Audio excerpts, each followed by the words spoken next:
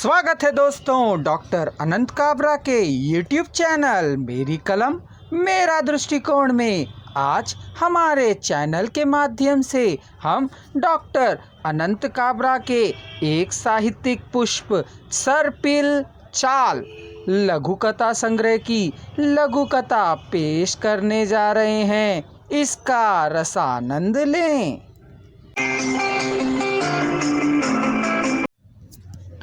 आराम कुर्सी।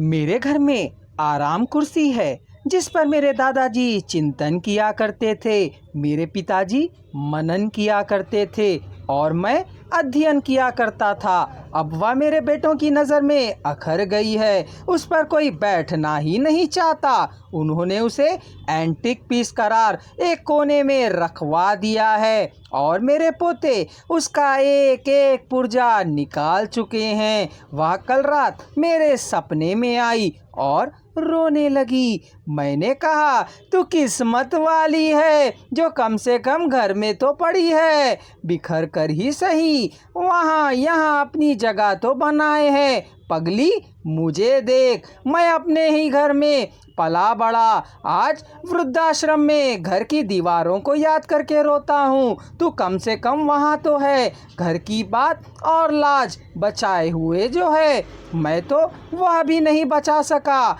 अपना घर भी कहाँ बुढ़ापे में सजा चुका, इसीलिए रोना बंद कर, अपनी वहाँ उपस्थिति में ही खुशियों को ढूंढ, मुझे तसल्ली तो मिलेगी।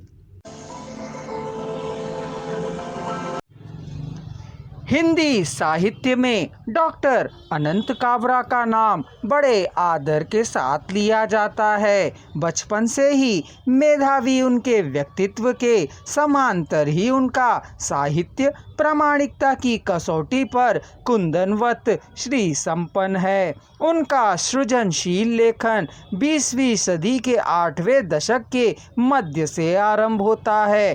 अब तक उनके कई काव्य कृतियाँ, कई लघु कथा संग्रह, कहानी संग्रह, सूक्तियाँ आदि प्रकाशित हो चुकी है। नित्य उनके द्वारा व्हाट्सएप चैनल के माध्यम से एक लघु कथा, एक कविता और 2 सूक्तियों का नित्य प्रेषण किया जाता है। अगर आप इससे जुड़ना चाहें तो डॉक्टर अनंत काबरा के व्हाट्सएप नंबर 9849018444 पर संपर्क कर जुड़ सकते हैं।